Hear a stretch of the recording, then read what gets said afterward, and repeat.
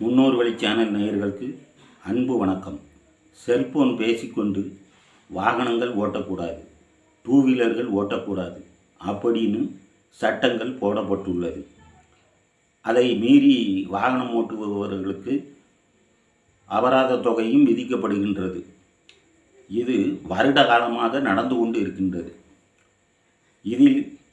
இதை தெரிந்து இதில் யாரும் திருந்துவதாக தெரியவில்லை. எதற்காக எதை வைத்து நான் சொல்கிறேன் என்றால், எனக்கு ஒரு சம்பவம் நடந்தது இன்று. அதைத்தான் நான் சொல்கிறேன். நான் திருநெல்வேலியில் உள்ள நெல்லை டவுன் ஆர்ச்சி பகுதியில் டூ வீலரில் சென்று கொண்டு இருந்தேன். அப்பொழுது எனக்கு முன்பு ஒரு வண்டிகளும் செல்லவில்லை. நான் தான் சென்று கொண்டு இருந்தேன். திடீரென்று எனக்கு பின் வந்த ஒரு வேன், இந்த குட்டியானை என்று சொல்லக்கூடிய ஒரு வேன், எனது பின் சைலன்சரில் ஓங்கி இடித்து என்னை கீழே விழச் செய்யும்படி அந்த வாகனம் என்னை இடித்து தள்ளியது. நான் ஓரளவு சமாளித்து கொண்டு கீழே விழாமல் அப்படியே நின்று கொண்டேன். எனக்கு அதிக கோபம் வந்துவிட்டது. அறிவு கெட்டவனே, உனக்கு அறிவு இருக்கா? நீ எல்லாம் உனக்கு லைசன்ஸ் கொடுத்தவர் யார்? நீ வண்டியை ஓட்டுகிறாயே, அப்படி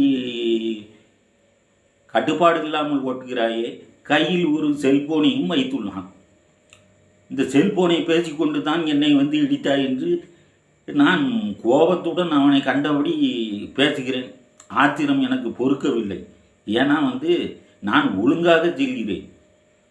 அவன் எனக்கு பின்னாடி தான் அவன் என்னை இடித்தான். அப்போ நான் சொல்லும்போது இடதுபுறத்தில் அவனுடைய மனைவி அமர்ந்திருக்கிறாள். அண்ணன் மன்னித்து விடுங்கள், சாரி சாரி சாரின்னு சொல்லிக்கிட்டு இருக்கான். அம்மா, நீங்கள் சாரின்னு சொல்கிறீங்க, உன்னுடைய கணவனை நீ திருத்திருக்கியா? அவன் என்ன பொறுப்பு இல்லாமல் செல்ஃபோனை பேசிட்டு என்னை இடிச்சிட்டு வண்டியை நிறுத்திட்டு நீ சாரிங்க. அவன் அப்படியே முழிச்சிக்கிட்டே இருக்கான். மேலுங்கணும் ஒன்றுமே சொல்ல மாட்டாக்கான்.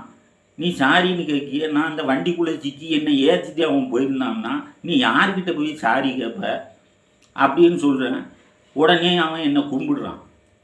அறிவு கெட்டவனே அப்படின்னு சொல்லி, ஒரு அறிவு கெட்ட நாயேன்னு கூட நான் திட்டினேன். திட்டி,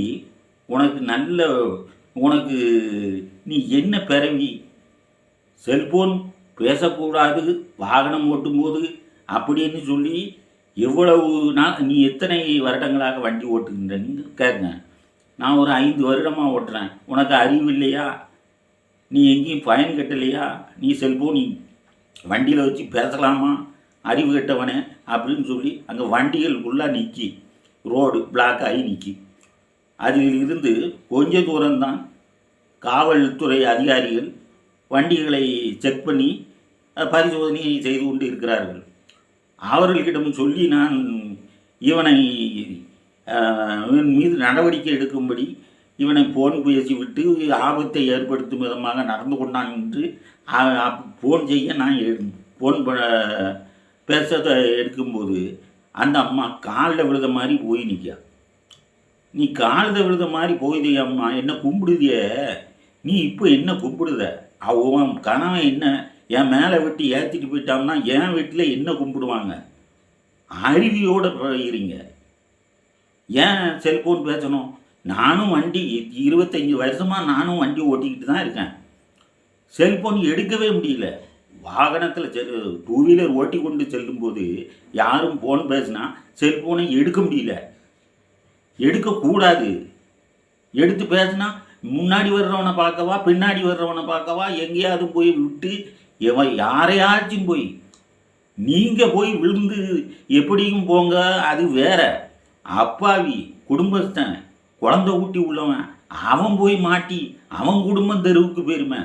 உனக்கு அசால்ட்டு. அவன் மனைவியும் பக்கத்தில் இருக்கா. அவனுக்கு அறிவுரை சொல்லி அவனை வச்சிருக்க வேண்டாமா? திருந்தவே மாட்டாங்களா இவங்க? இன்னும் நிறைய நடக்குது. எங்கே பார்த்தாலும் இப்படி பேசிக்கிட்டு. ஏன் செல்ஃபோனை ஒழுங்காக பேச மாட்டாங்க? செல்ஃபோனை இதுக்கு தான் கண்டுபிடிச்சாங்களா? ஒரு அவசரத்துக்கு தகவல் பரிமாற்றத்துக்காக செல்ஃபோன் பயன்படுத்துகிறாங்க. எப்போ பாரு செல்ஃபோன். ஒரு தடவை ஃபோன் வருது, எடுக்கக்கூடாது வாகனத்தில் செல்லும்போது. இன்னொரு தடவையும் வருது. அப்போ அதிகமாக வந்துக்கிட்டே இருந்துச்சுன்னா ஒரு ஓரமாக போய் வண்டியை நிறுத்திட்டு அதை எடுத்து அட்டன் பண்ணி ஒரு அவசரமான காலாக இருந்தால் என்ன செய்ய முடியும்? அப்படி பேசணும். நீ ஒரு டிராஃபிக் உள்ள ஏரியாவில் எவ்வளவு தைரியமாக நீ வாகனத்தை ஓட்டிகிட்டு செல்ஃபோனை பேசிக்கிட்டபடி வாகனத்தை ஓட்டிகிட்டு முன்னாடி ஒருத்தன் ஒரு அமைதியாக போய்கிட்டு இருக்கவனுக்கு பின்னாடி இடித்து அவனுக்கே தள்ளிட பார்க்கிய, அவன் உயிருக்கு ஆபத்தை விளைவிக்க பார்க்கிற. உனக்கு எவ்வளவு தைரியம் இருக்குது? அப்போ நீ சட்டத்துக்கும் பயப்படலை. அப்போ இந்த சட்டத்தை இன்னும் வலுவாக்கணும். தப்பு இல்லை, ஃபைன் போடுறதுல குத்தமே கிடையாது. 2 வீலர் 4 பேர் போகிறது. இப்போ சமீபத்தில் ஆக்சிடென்ட் ஆகி 4 பேர் இறந்தாங்க. குழந்தை குட்டிகளோட போய் எங்கேயாவது போய் விழுந்து இறந்துருந்தாங்க. அறிவு வேண்டாம். செல்ஃபோன் பேசுகிறதுக்குன்னு ஒரு வரமுறை இருக்குது. செல்ஃபோனை இதுக்காக கண்டுபிடிச்சான். அறிவு வேண்டாம். இன்றைக்கி என் உயிரை ஆபத்தில் நிலைக்கு நான் போயிட்டு வந்திருக்கேன். நான் அதனால தான் இந்த ஆவேசமாக பேசுகிறேன். யாரும் இதை பொதுமக்கள் என்னை இப்படி பேசுகிறேன்னு சொல்லி யாரும் வருத்தம் கொள்ளக்கூடாது. செல்ஃபோன் பேசுவது, வாகனத்தில் செல்லும்போது செல்ஃபோன் பேசி உங்களுக்கு ஆபத்து ஏற்படுத்துவது வேறு. ஏன்னால் நீங்கள் உங்களுடைய தலக்கணத்தோடு நீங்கள் செல்ஃபோனை பேசிக்கொண்டு இப்படி வைத்துக்கொண்டு அப்படி வைத்துக்கொண்டு பெண்கள் கூட பேசுகிறது. இப்பொழுது பெண்களை நான் குறைவாக சொல்லவில்லை. காலேஜ் படிக்கும் பெண்கள் அந்த ஸ்கூட்டியில் செல்லும்போது அவர்களும் இப்படித்தான் போகிறாங்க. என்ன இப்படி கழுத்து அப்படி சுளுக்கிக்கிடும். அப்படி பேசிட்டு போகலாமா? ஒரு பெண்கள் அப்படி ஏதாவது காலில் ஃப்ராக்சர் ஆகி கால் உடஞ்சி போச்சுன்னா அந்த பெண்களுக்கு வாழ்க்கை என்ன ஆகும்? ஒரு ஆணாவது எப்படியாவது பிழைச்சிக்கிடுவான். ஒரு பெண்ணோட நிலைமை என்ன? எவனாச்சும் திருமணம் பண்ணுவானா? ஒரு ஊனமுற்ற பெண்ணை? அறிவு வேண்டாம். இன்றைக்கி என் உயிருக்கு ஆபத்து போயிருக்கு. அதனால தான் நான் ஆவேசமாக பேசுகிறேன். இனிமேல் இந்த வீடியோவை பார்க்குறவங்க யாராக இருந்தாலும் சரி, செல்ஃபோனை ஒழுங்காக பேச படியுங்கள். வாகனத்தில் செல்லும்போது செல்ஃபோன் பேசாதீர்கள். ஓட்டும்போது குறிப்பாக செல்ஃபோன் பேசாதீர்கள்.